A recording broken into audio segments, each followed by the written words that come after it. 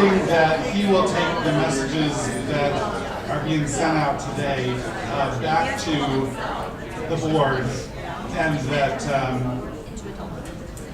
it'll give them all more understanding as they go forward. So, for those of you who don't know me, I'm Jon Cummings, and my pronouns are he, him, and his. I am the co-founder of Indivisible Conejo with Gina Muscatel right there. And yes, for Gina. Thank you. The most important thing that I am in life is the parent to 2 kids, one of whom is Jason Cummings, whose pronouns are also he, him, and his. Jason at this point is more famous than I am, and that's fine, really, it's fine. What we're gonna do now is we're gonna have a little panel discussion. We've got 2 parents of transgender kids, and we've got a gender fluid person on the stage with us. I'm gonna let them introduce themselves, but before they do, I wanna just say a word about what we're doing here on this little platform right now. This is really just intended to tell some stories that are our experiences in this world that we're in this reality that we are in. And part of the reason to do that is to show that there is no contesting this reality. It is lived experience. And really that's it. So we're gonna start with Megan next to me.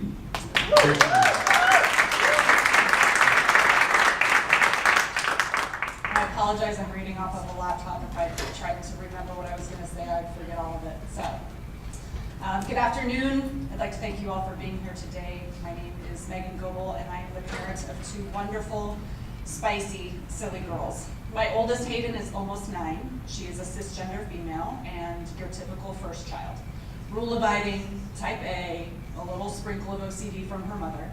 My youngest, Harper, is freshly 5, and she is transgender. She is spunky and imaginative, fierce, and Hayden's biggest fan. I'm here today to tell you our story. Harper was born Grayson, July 11th, 2014.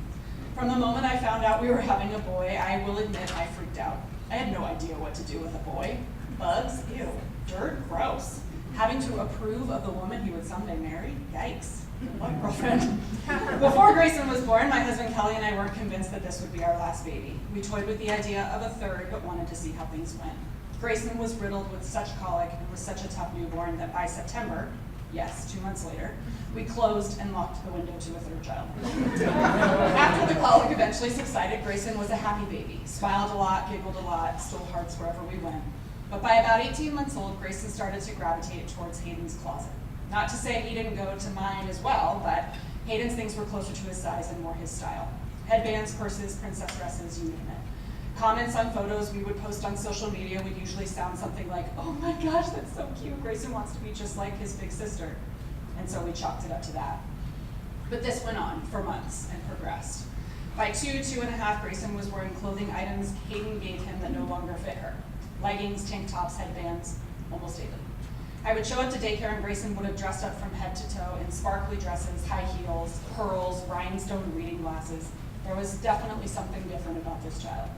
I remember having conversations with the director of the daycare and with Kelly about how feminine Grayson's mannerisms were, and that this child would likely end up being everyone's gay best friend, because who doesn't want one of those?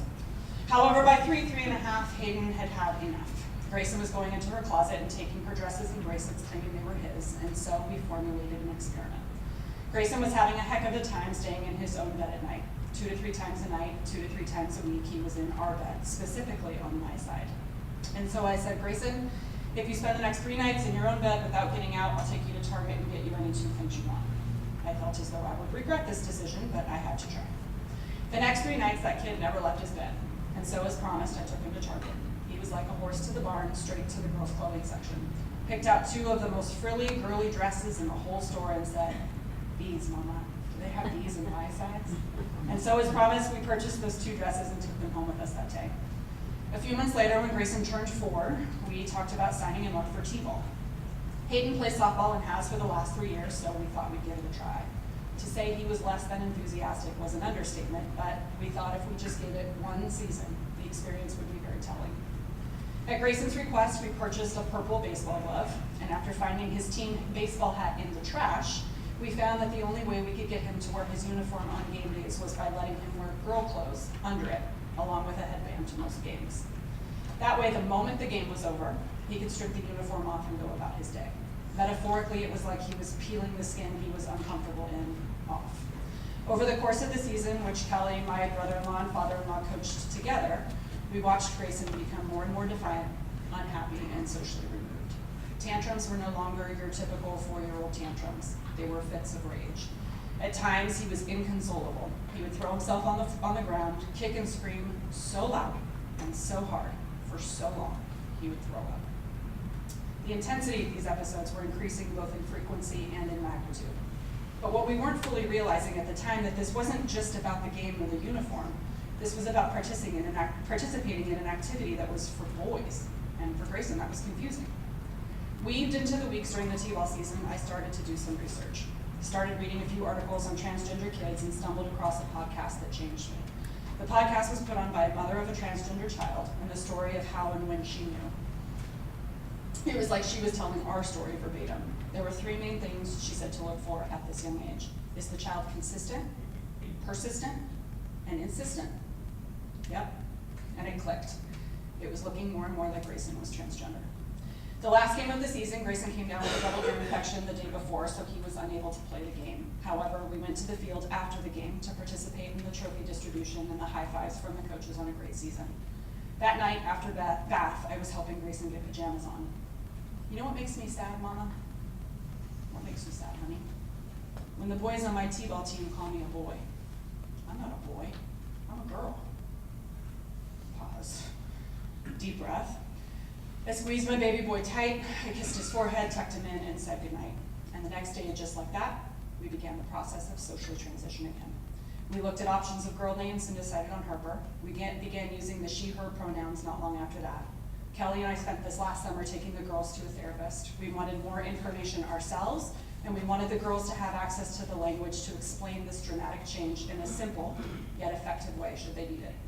The tricky part, and the part that worried this mama bear the most, was how Hayden's friends were going to react. They knew Harper prior to transition, and she was starting kindergarten with Hayden on the same campus in just a few short months. After a few therapy sessions, Kelly and I were brokenhearted to find out that Hayden had been carrying the guilt around with her, that this was somehow her fault, that the reason Harper was transgender was because of her. It crushed me, but it opened my eyes to see just how this topic is misunderstood. I look at Harper having Hayden as a big sister, a divine intervention. In essence, Hayden brought out the best in Harper and vice versa. Harper loves to sing, color, play dinosaurs, and come up with some of the most incredible stories. She begs weekly to watch Godzilla, but yet she knows every single word to Frozen, and purple is her favorite color. She lights up a room whenever she walks into it, and her hugs linger long after she's let go of you. And during this transition, Hayden has become a mini mama bear. Her and her girl gang at school look out for Harper and wave to her in passing on the playground. She does homework with Harper and reads to her at night. And although these two bicker to no end and would never admit it, they're becoming best friends. In private, once in a while, Hayden will express to me that she misses having a little brother, and I confide in her that I miss those days too. But what's beautiful is that we get to experience this rare opportunity, and we are a stronger and closer family because of it. While there are days I mourn the loss of who my little boy was and what he could have been, I remind myself just how lucky I am to have 2 delightful, thriving, healthy girls. Thank you.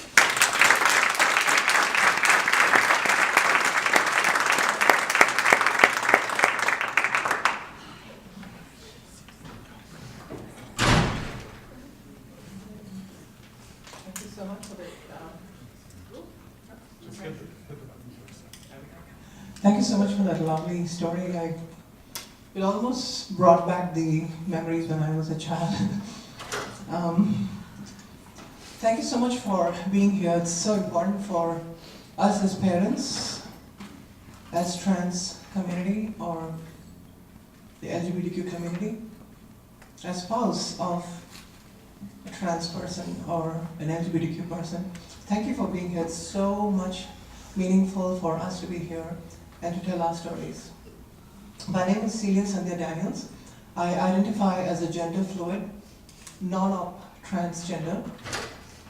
One of the reasons I tell my story is not many of the stories like mine are heard, and especially coming from a background where I lived half my life in India and half my life in this country, and I've traveled to different parts of this country where I've lived in places like Pennsylvania, Florida. Situation was quite different. So, my daughter came up to me. It was a Christmas evening. I was in a suit. My wife was wearing a beautiful sari. My daughter came down. She was wearing a beautiful dress. She came up to me and said, at the time she was 15 years old, "Dad, why are you wearing a sari?" I was shocked. I said, "Babe, what do you mean?" She said, "Dad, I saw a picture of you on the computer and you were wearing a sari." I didn't know what to say. My wife caught hold of my hand and said, "No, you're not going to tell her. No. She should not know." And I looked at her and said, "I'm going to tell her. Just leave it to me, I'll tell her." My wife was not very happy. We were in the party, we came back. I took a couple of days as I told my daughter that I wanted to tell her my story, so I brought her to my room, and she was so tiny, she was 15 years old. So I said, "Daddy's going to tell you something, sweetie, I want you to know." So I told her everything. In 25 minutes, she said, "Dad, I get it." I was like, "Oh my God, it took 15 years for me to convince your mom." It's only 25 minutes.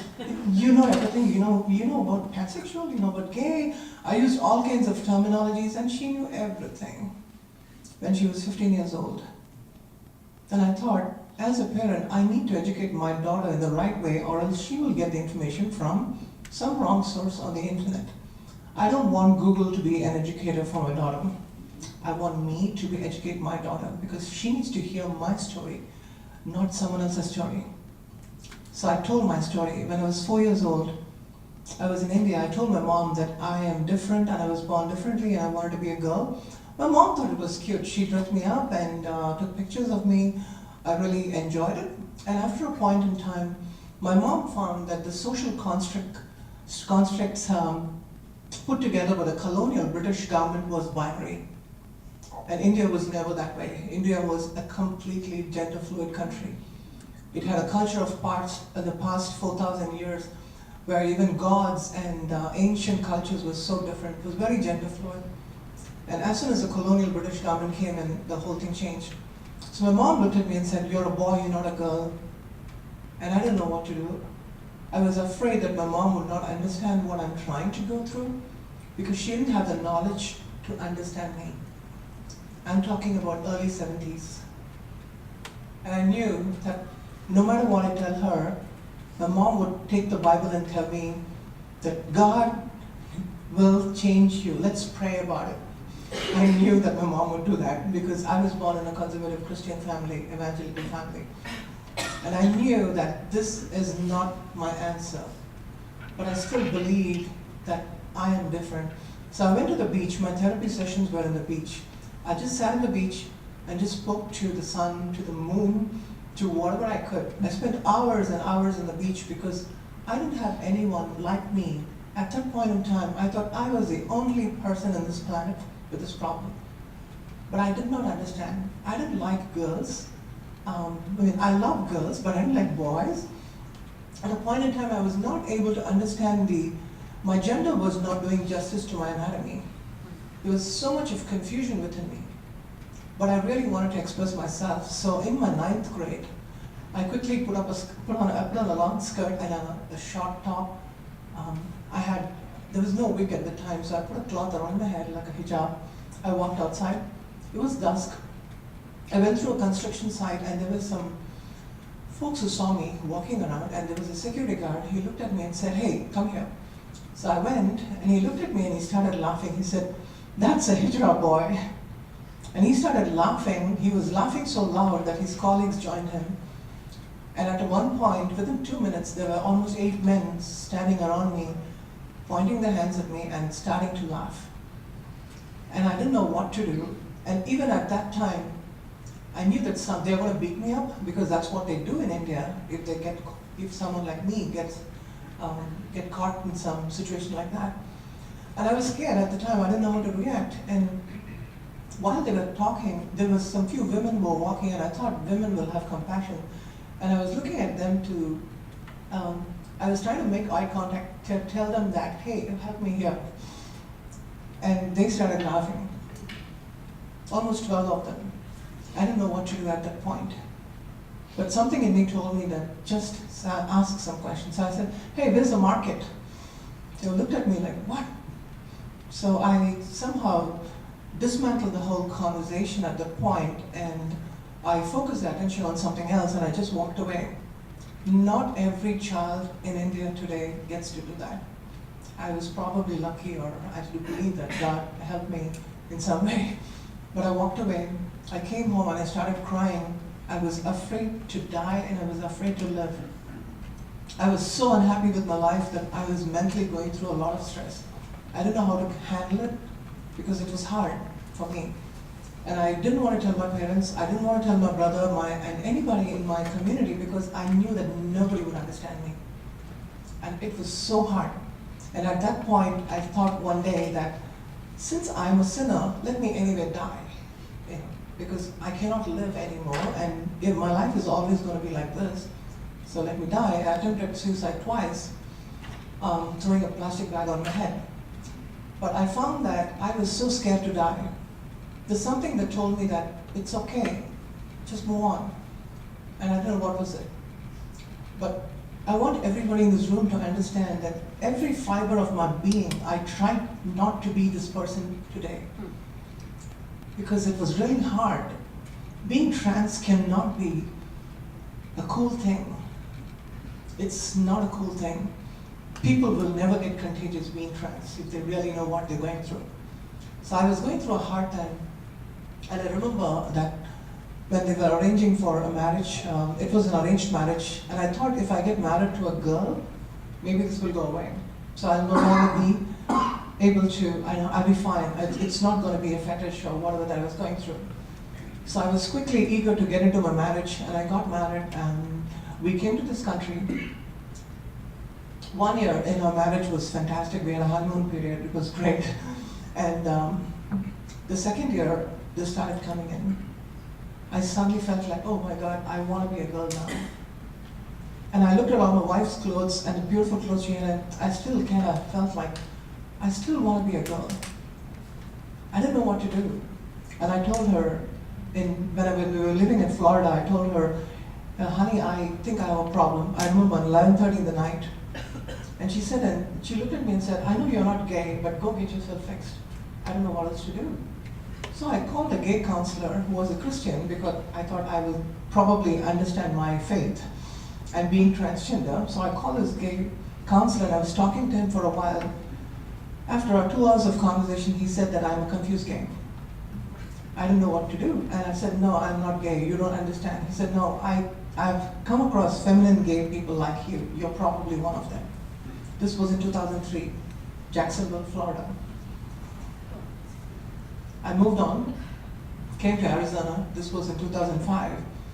There was a time when I was in a party, and I met this transgender doctor, and she looked at me and said, you look like a woman, you'll be more happy if you change your sex.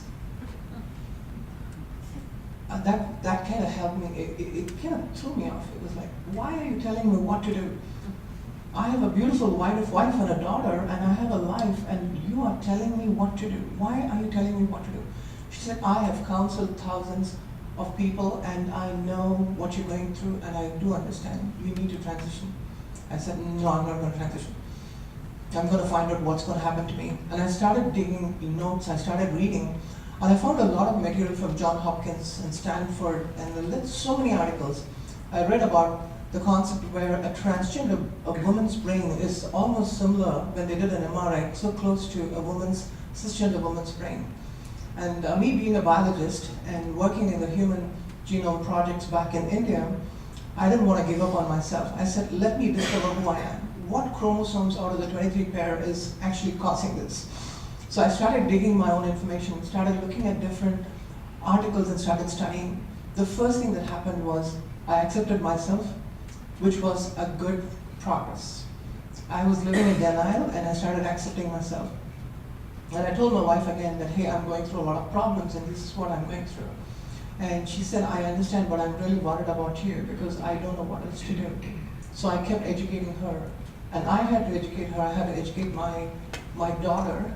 And my daughter is my biggest advocate now, she's 19 years old. My wife is the biggest advocate as well. And I started reading a lot of articles, I started going to conferences, I started meeting people in LA. And I also went to India and I met an activist who told me the same thing. She said that 90% of the trans community is being kicked out on the streets if only the parents would accept them. 90%. And when they come out, they just go to the streets. That's all they do. So I met a huge community back in India, and I was, they all surrounded me because they said, I said, I am you. I am one of you. It's just that I didn't come out, you came out. And I associate with you, I feel your heart. And they started crying, we took selfies. But I really knew how difficult it was to come out in that age. And she was trying to put together a curriculum for the school board, and she was distributing it and teaching on her own. She just took it to the teachers and said, this is what you need to teach about the Trans 101. This is about gender pronouns and everything. She had lots of material that I sent from here, and she had her own, she had to customize it based on the Indian community back in India. So it was very interesting to go through a lot in my life, and now I'm at a point where I cannot be quiet, I cannot be silent, and I know a lot of people like me are struggling. And I don't know how many of you know that when you look at the Indian community, it's everybody is a hijra. No, they're not. Only 500,000 people who have come out in India are hijras. There are close to 9 million people in India who are hiding like me. And even in this country, as I speak, I know that there are so many VPs of companies, CEOs of companies who are of Indian origin who have never come out. They're doctors, they're civil engineers, some of them are almost in social service and civil duties, but they don't want to come out. They're afraid to come out. So the important thing is for me to be a voice for people like them, and that really helped me a lot. So looking at the 3 generations, I wanted to sum it back to my parents, my wife, and my daughter. My parents, I wanted to tell them what was going on, but they passed away. Both my parents, they never knew what I was going through. So I looked at my wife, and now it took 15 years. It's more than 15 years. I'm still working on her. So I do understand if you're a concerned parent who doesn't feel, you are still struggling with understanding. I do understand. I feel you. And I'm very patient. So we need to be patient for our family to understand us. We can't expect them to use our pronouns the next day. It's not an instant coffee, it doesn't work that way. And my daughter, I look at the younger generation, and she's a big ally for the transgender community, and she's so proud. And one day she told me, Dad, you talk a lot about what you're doing. I want to see you one day. She's in college. So I said, okay, I'm going to dress up today. And I was, Celia, she looked at me and she said, Dad, I'm so proud of you. And she came and gave me a hug. And that can happen. We can have a normal family. This is nothing that's going to disrupt anybody. And I'm here. I've been married for 22 years with my wife. We're still living together. I have a great life. I live in Thousand Oaks. And I'm a part of this community. Voices like ours need to be heard. Just because a person is different, it doesn't mean the families are going to get disrupted. In fact, the families will be more united if you come out, and there is a glue that puts the family together. Thank you so much for listening to my story.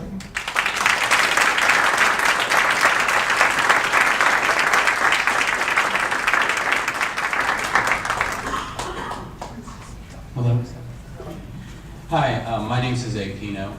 So I have 5 kids, and they range in age 21 to 29.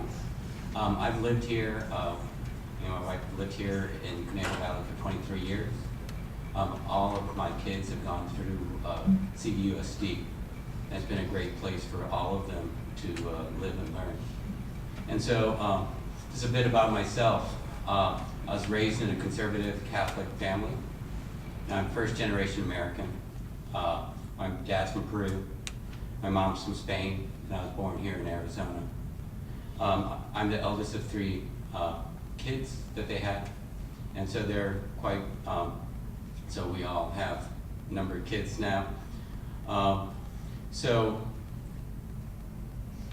all of the kids that we have had are really unique, and all of them have taught us life lessons, right? And honestly, as a parent, and especially with 5, but any number of kids, there's so much you learn from each of your kids, so much you grow from each of your kids. And honestly, many times as parents, you feel so ill prepared when those challenges happen. One of the first times my wife and I encountered this was the birth of our 3rd child. When we got to the hospital, we learned that she had Down syndrome.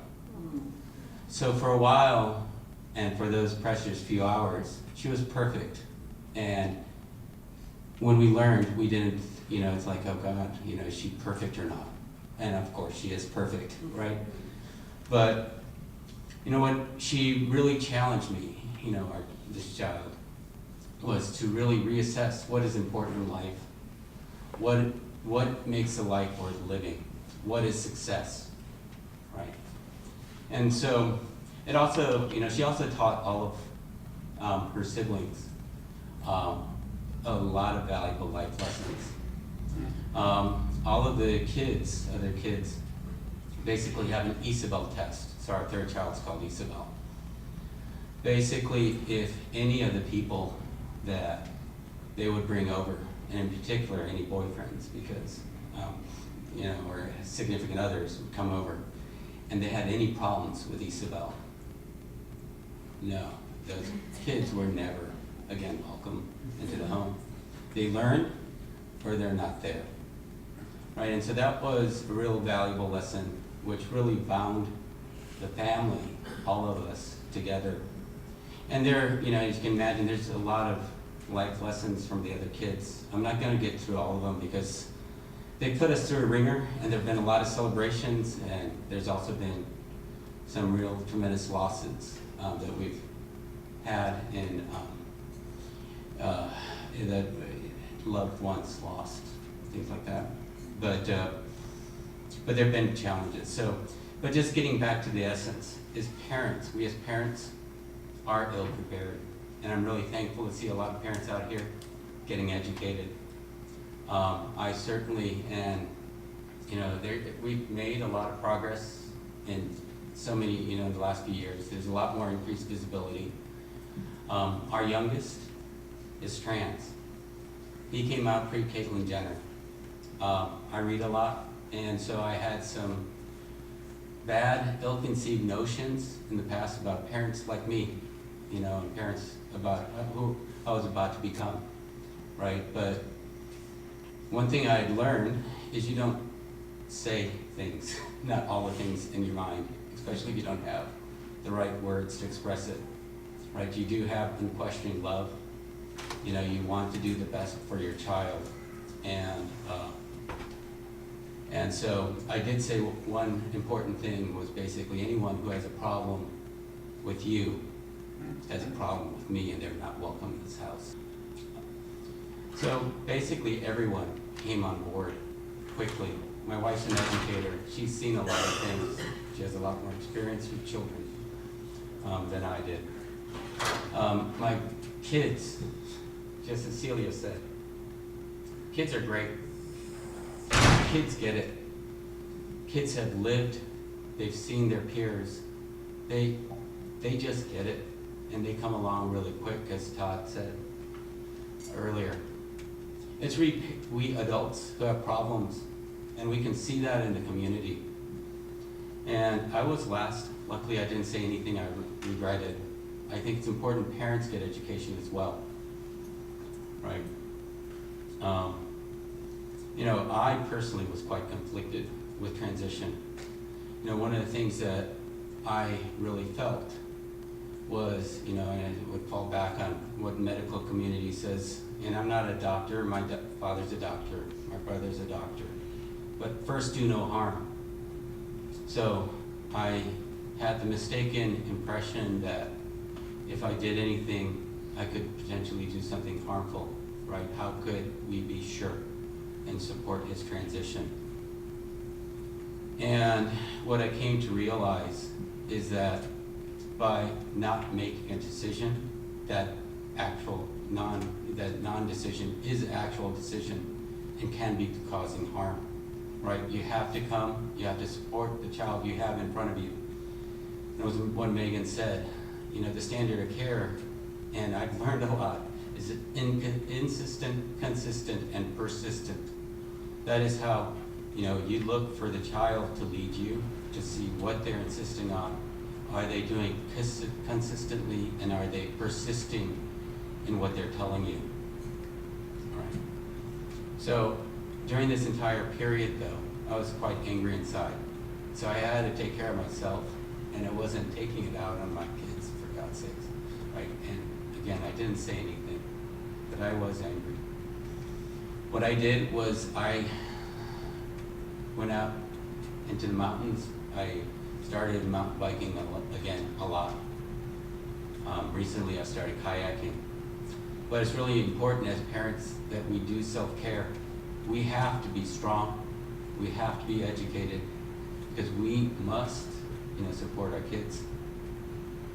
Right. So I did, and I learned a lot about gender variant youth. I read a lot. I saw, and we found, you know, some of the best counselors in the field. Luckily, they're here in LA. Some of the best doctors in the field. Again, Todd and his presentations at Children's Hospital in Los Angeles. Phenomenal place with one of the world's leading experts in this. My son transitioned as a sophomore in high school. We gave him a choice. Would he stay with his friends? You know, and we didn't phrase it this way. Did you want to change school? That's how how he saw it was, would he stay with his friends or not? And there was no question he was going to stay with his friends, right? And so he stayed in school. This local schools were very supportive. We met the high school administration, and they actually brought out the superintendent, not the superintendent, the assistant superintendent at the time, because we were one of the first parents approaching the school. And luckily, AB 1266, which was referenced earlier, had been passed. But the school board and the school district hadn't really done much about it because it's so new. All of this is so new. But they were there to learn, they were there to listen, and they were extremely supportive.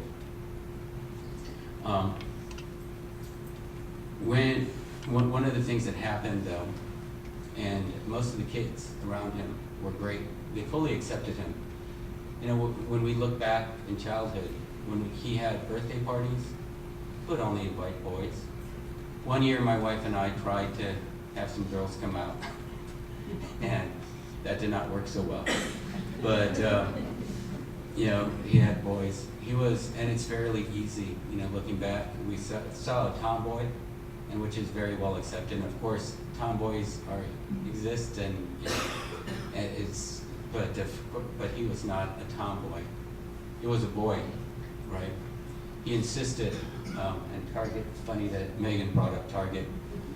He would drag my wife into the boys section in Target to buy boys' clothes in elementary school, right? He insisted on that, and of course that was completely socially acceptable at the time because of tomboys, thankfully. Most of the kids were great. Some kids were not.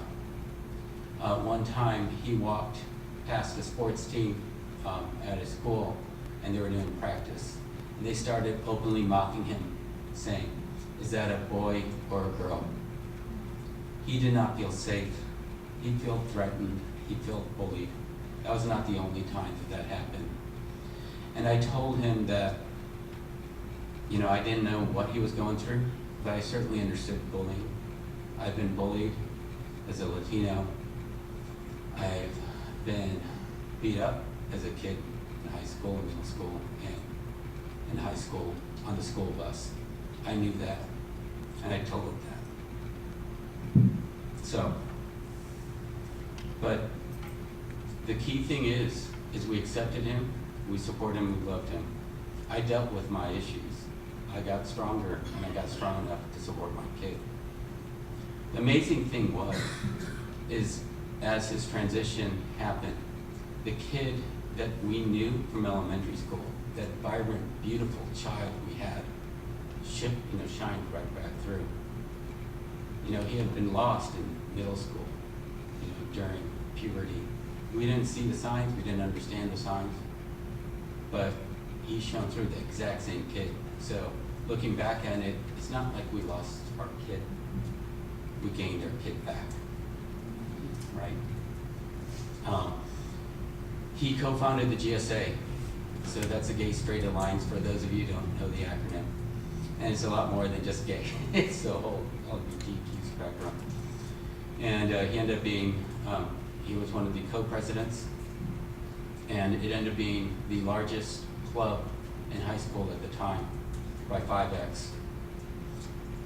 It was about 150 kids, if I remember correctly, at the time. So these are not only LGBT kids, but it's also their allies, and this is years ago. He ended up really succeeding and flourishing in school. He ended up going to UCLA and doing some research there as a high school student. He graduated as one of the class valedictorians. He got accepted at some of the top universities in the nation, and he's actually graduating this December, early, from college. He has 3 jobs, potential job offers. He just told us today of his decision on where he's going to work. So, one of the things, looking back, I don't think he would have succeeded without the proper support and unquestioning love. Something I come back to all the time that my wife told me years ago is our job as parents is to raise well-adjusted adults, right? It's, we might have our personal dreams for our kids, but they're their own person, and they have to be able to know who they are and flourish in the world. Due to the issues that I had personally struggled with, we started, so my wife and a close friend started a support group in the PFLAG chapter in Oak Park, focused to support parents of trans children and other transgender individuals and the family members. We've been actively facilitating this in Oak Park for the last 5.5 years. And we do this so that parents can be strong enough to properly support their kids, right? Because it's really about the kids, honestly. The kids have to be supported at home. It's really a place that parents can be real. They can grieve, they can laugh, they can celebrate, they can learn, right? And that's all we have to do, and that's what our job as parents is, really to learn. Anyway, thank you.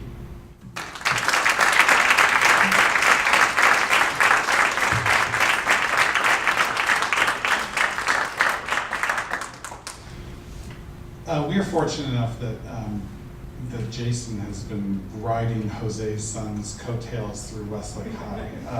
All the ways that Westlake accommodated Jose's son were already in place, and they knew what to do when Jason arrived, which has been a real boon for us. I want to thank everybody on the panel here.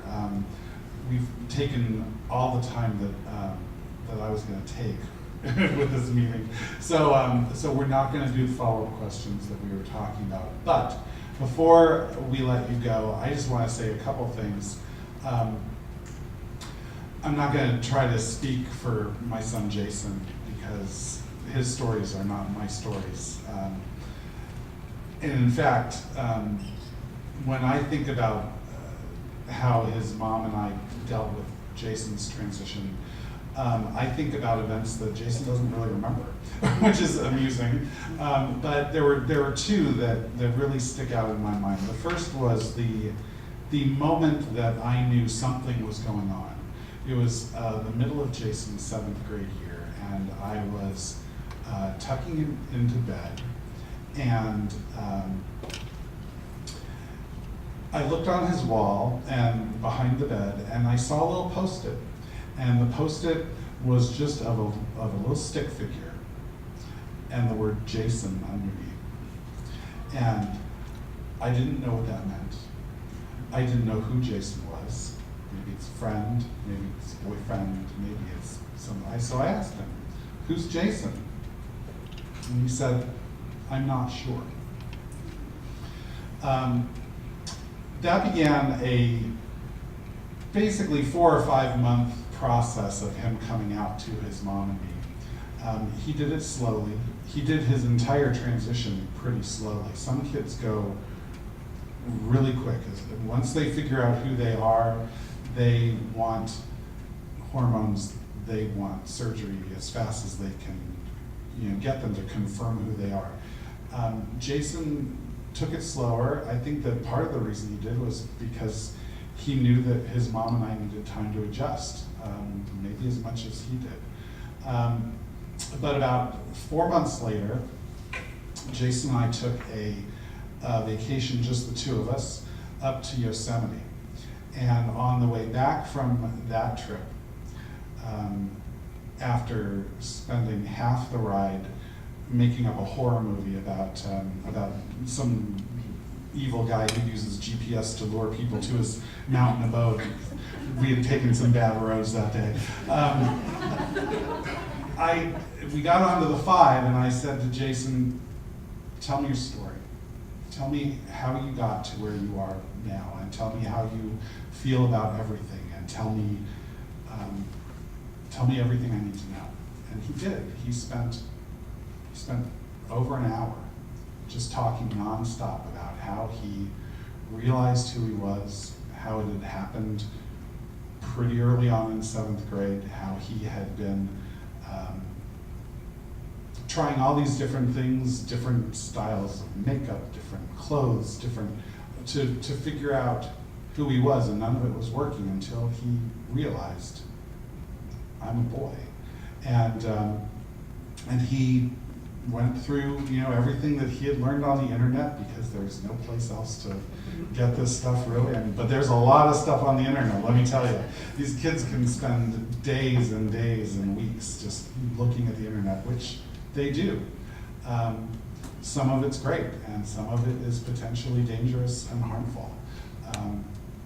And that's another reason why we need to be making sure that trans kids and non-binary kids and every kid knows the truth, and not some of the crazy stuff that you can hear from the internet or your friends. So anyway, so Jason told me his whole story and came to a stop, and I gave it 2 or 3 minutes to digest. And I just finally said, "You know what, Jason, I'm in. Whatever you need, I'm here. I am your biggest supporter. Whatever happens in the future, if in 6 months you decide this isn't really the way it's going, no matter what, if you need protection, if you need support, if you need information, I'm your guy." And I'm fully aware of a couple things. Number one, not every parent is that way.